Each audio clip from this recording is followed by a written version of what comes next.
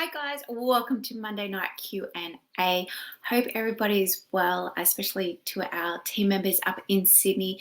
Sorry to hear that you guys are going through lockdown, especially those in the northern beaches. I know we've got a few team members from that area. We've been there, so we know exactly what you're going through. My Christmas plans have been changed as well. Obviously, I can't go home for Christmas, so I'm absolutely devastated. I hope many others' Christmas plans haven't been destroyed, really, and that everyone does have a very Merry Christmas. Which this new lockdown is going to kind of put a new spin, I guess, on the 2021 season, depending on when the borders reopen. Obviously, a lot of the national series were due to recommence back mid-January, so it would be interesting to see what will happen with those. So stay tuned. It's still a very crazy time of year, and hopefully we get a vaccination soon, or we get an answer soon, and we can get over this COVID and start moving forward. Again, I wish everyone a very Merry Christmas. Hope you have a fantastic, safe New Year doing whatever you're doing. In tonight's show, we're going to go through what to include in a sponsorship proposal. So I've got my little notes here. Can everyone hear me okay? Of course, guys, if you've got any questions, pop them below. I haven't got my banners up today. I'm not that organised.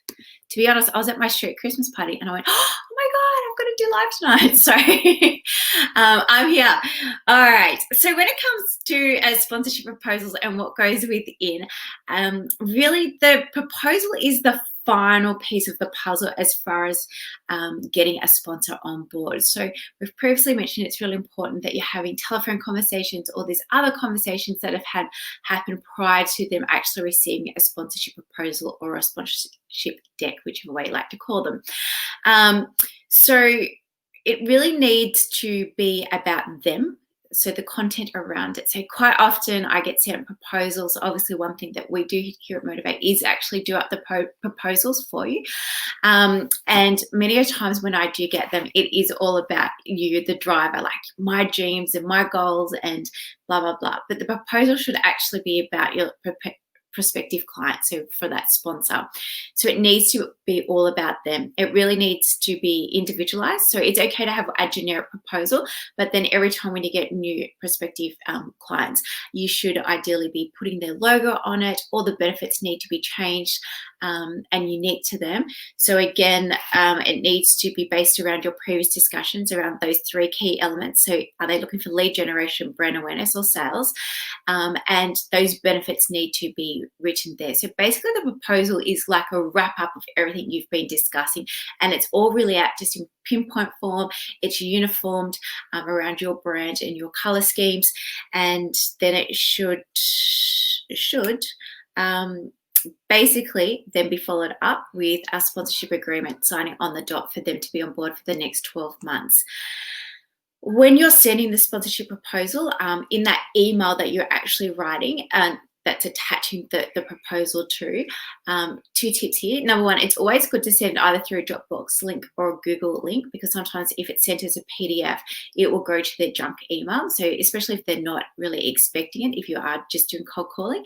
So make sure when you're sending out to put it into a Dropbox or Google link, so it doesn't go to the spam file. And then also that's where you can include more information, the more generic information around about you.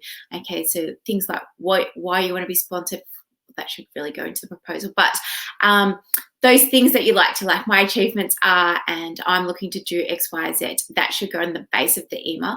And the most important thing to go into the base of the email with the attachment or with the attached link is that you actually specify when you're going to follow them up, because this is the sales process now of getting a sponsor on board.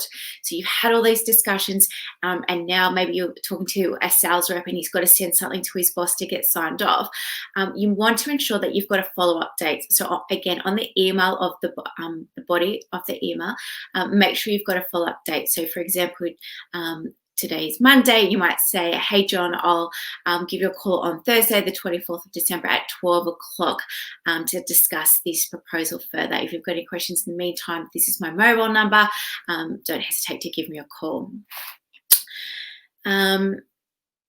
So when it comes to the proposal, as I mentioned, it should be in your branded colors. So we spoke earlier before about identifying your brand, and we're going to do more branding stuff, I think in about late February. But this is where you want to be known for your color scheme. So obviously, if I do a proposal, my proposals are always in red, black, white, and a little bit of grey. If your racing suit's pink and purple and green, then that's what you want the proposal to be in those same colors. Again, the proposal also shouldn't have a lot of text. So quite often I get proposals through it, and there's lots and lots of text around about me or around about my team. Ideally, you just want pinpoint forms, because it's just an overview document of people trying to get a snapshot of what you're actually offering them. So the first thing to go in the proposal is obviously your name, and I wrote like occupation, but it's what you want to be known at. So quite often I get race car driver. I think you can only put race car driver if you are professional.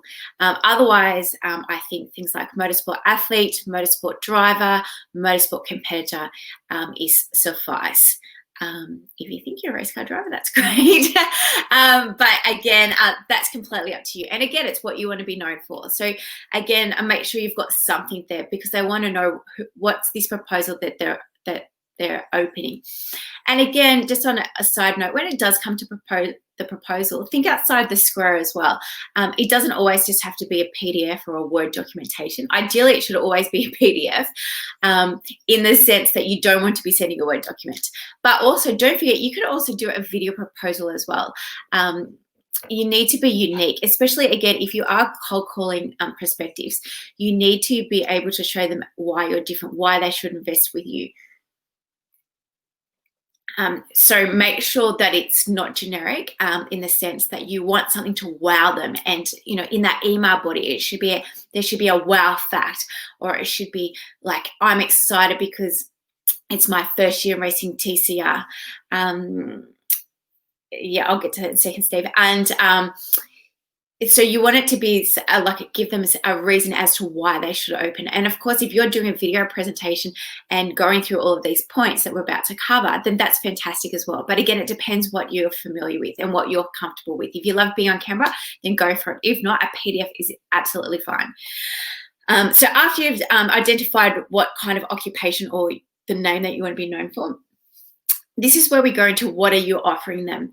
And I think 2 or 3 shows ago, excuse me, I always throw down dinner before I come on here. I should just learn to stop. Yeah, so the benefits, all right. So again, a couple of shows ago, we ran through a whole heaps of benefits. This is where you need to have like your generic list of benefits. So that could be like corporate hospitality. It could be tickets to the event. It could be logo on your uniform and helmet or on your vehicle. That's your generic ones. And then you need to have your bespoke ones. So the ones that are going to be unique to them. Again, you're only going to know that if you've had previous discussions to what they want to get out of this partnership. So again, lead generation, brand awareness, all sales.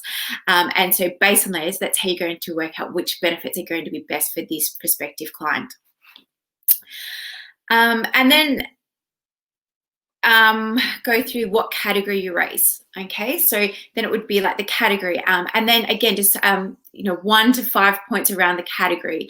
So karting, whether it's going to be local, whether it's going to be on a national series, give some content around the national series. There's 5 rounds nationally that we go to: New South Wales, Victoria, Queensland, South Australia, Tasmania, whatever they are. And then make sure you give a little bit of history around the category. We spoke previously around about incorporating what kind of TV coverage you get or what kind of exposure you get. So even though like with karting, we don't get much, well, we don't have any really TV direct media, we do get exposure through and I can't think of the word now, but the GoPros, and that word will come to me in a minute. But we do get international exposure through that, and there's certainly some statistics out there that can show how many people have watched NatSat. Man, that's not it, but how many people watched it. And that's the kind of information that the sponsors want to know, is the demographic that's watching your sport or your category. Most national categories will have that information around about who attends the rounds, the breakdown of males to females, the age, where they're located from the track. So all of that kind of demographic information is really important to include within that proposal.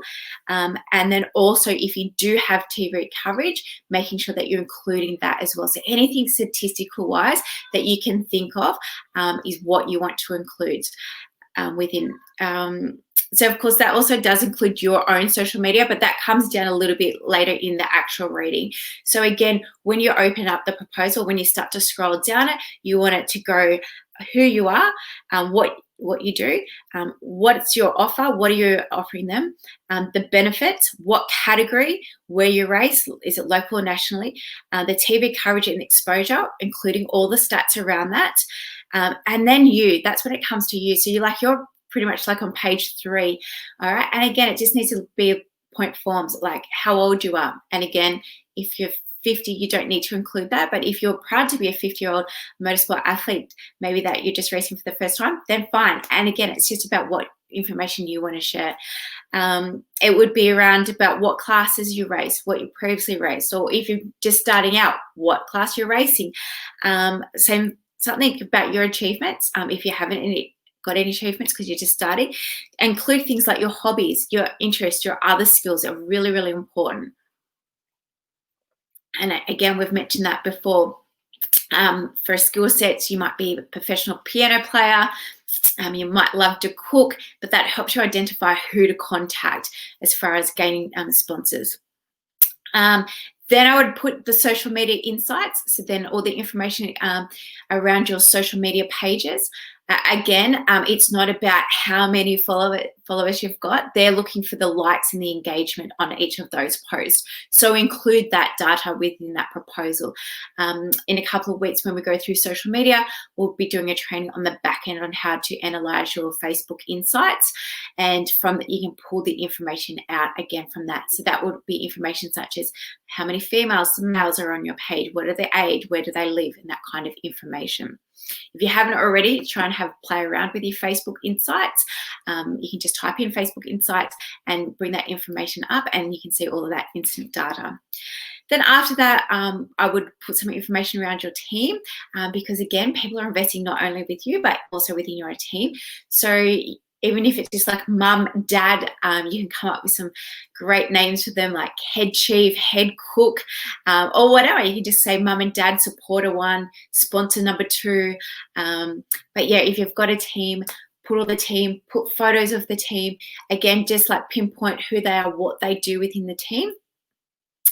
And basically that's it, with including obviously the last page just being your contact information.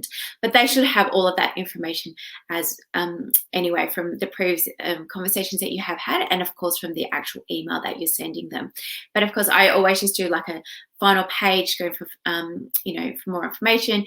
You've got your website, you might want to put that down there, your email address and phone number on the contact page. So ideally the proposal should be no longer than 8 pages, ideally around about 5 to 6 pages, and again, the focus to be on the actual prospective client and that data, and not so much around about you and what you want to achieve.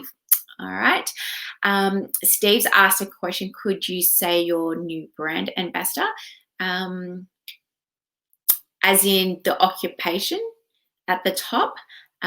If that's already been agreed upon, then yes, most definitely. But if you're just doing that in anticipation of becoming their brand ambassador, I would probably leave that content to the actual email saying, I'm hoping to become part of one of your ambassadors within this program. Please find and attach my proposal for your perusal. So again, this process of developing the proposal is a long one, but once you've done it once, it's easier obviously to make it personalized going forward for each of the prospective clients. So just spend the time, like I said, now spending the time doing the research around who to contact and how to contact the right person, and then spend the time developing the sponsorship proposal. Of course, I can help you at any time. So you can either just DM me directly or just send an email to Win. Do I have it up here today? I can put this one up here. Yep, just email me directly, and I'm happy to answer any questions. Normally, I have a cost for sponsorship templates, but now I'm not going on holidays, thanks to Dan. I'm happy to review your sponsorship proposal and provide some feedback. So if you want to email it through to me, yep, send it through, and I'll be happy to look at it and then provide some feedback. Another question's come through: how would I be able to find what potential sponsors are looking for in a driver? I think in episode number 1 we went through this in great detail. If you're going to be cold calling people, obviously you're just going to have to take a guess to what they're after. I always break it down to people interested in investing within motorsport are wanting to get 3 things out of it. And again, it could be all 3, or it could be one of the 3, or 2 of the 3. So that is the lead generation, brand awareness, or sales. So you need to kind of have that information to know how to target those proposals, or how to target your conversations that you're going to have with them. This is where your research comes into play. So this is where you need to jump onto the website, have a look to see, do they currently sponsor anybody in motorsports? B, have they previously sponsored anybody in motorsports? C, do they sponsor any athletes at the moment? D, has their business been running during the COVID period? What kind of financial period do you think they're going to be in? Is it someone like Toll, or they would be going through the roof financially because they've still been operational, and if not, excelled through the COVID period? If it was maybe a hotel chain, then, they might be struggling a little bit, obviously, because there's been no travel. So they might just be looking for brand awareness. And again, they might not be able to financially say, hey, Tommy, here's $5,000. What they could do is do the contra and offer you the product sponsorship, as far as giving you free accommodation for all of your national rounds in 2021. So it's really important that you are having conversations with the potential sponsors prior to doing this sponsorship proposal, as I said, to ensure that the information is correct.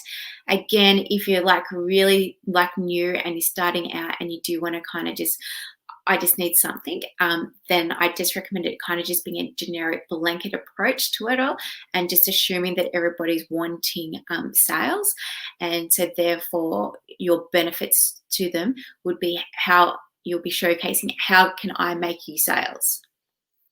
But again, a lot of that information is going to come through their website, through their social media stuff. You just need to go through and kind of do some research to see what they're doing. I hope that answered the question. Again, guys, if there's any other questions, just keep adding them through and I will get to them after tonight. If you do want the template for the sponsorship proposal template, just pop templates into the comments and I'm happy to send that out to you. And of course, if you do want me to audit your current proposal, please just email it through to Belinda@Motivate Training and I'll look into that for you. All right, if there's no other questions, guys, thanks very much for joining me for 2020. Next week, there will be a video, but I think I'll pre-record it and upload it. And I can't remember what the topic's going to be, but anyway, I think it's about social media, isn't it? Anyway, we'll see next week. It's a guess. Have a very Merry Christmas. Please stay safe wherever you are. And I'll look forward to seeing you guys soon. Take care.